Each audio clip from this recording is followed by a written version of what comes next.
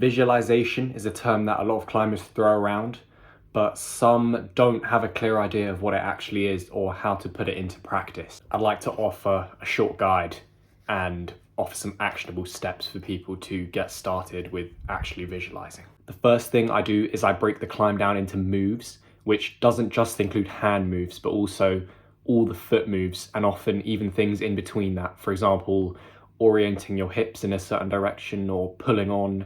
This sometimes means that even for boulders that are only 5 to 10 hand moves long, you can get up to 20 or 30 overall total moves, which can seem intimidating at first. It can feel like a lot to remember at first, but have faith that it'll feel a lot more manageable once you have a bit of practice.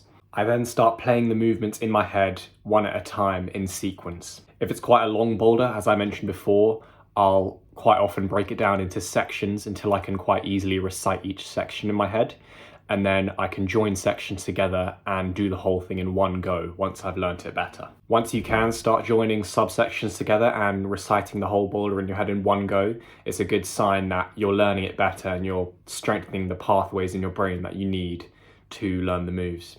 I'll also try and add some rhythm to my visualization. So for example, on a long-term project, which I come away and visualize at home for, I'll visualize using a metronome. So each beat of the metronome is one move in my head. This is what I like doing, but alternatively, you could also try and visualize at the same rhythm that you'd actually be climbing on the climb. As you get better at visualizing and as you rehearse the same visualization over and over again, you can start to be a lot more detailed. You can start to picture and feel the sensations of taking each hold on the climb. For example, how each hold rests on your fingertips and which crystals nestle behind your skin. You can visualize how hard you're trying.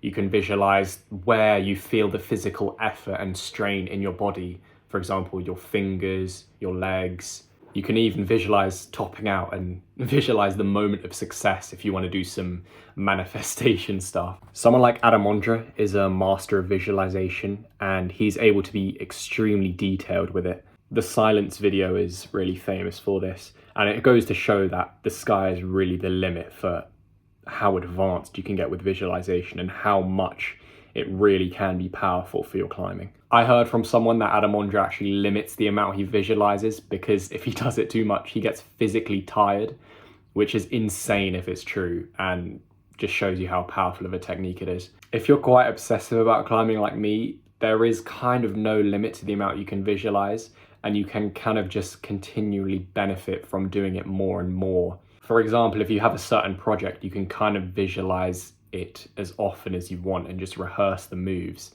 and almost practice it without even having to be on the climb and physically expend yourself. There is a slight caveat to this, is that visualization, because it ingrains the moves into you so well, there is a slight risk that if you have to change beta for a project later down the line, or you have to kind of do some unlearning and then relearning, and really intensely visualizing might make that slightly harder. But I've not experienced this personally.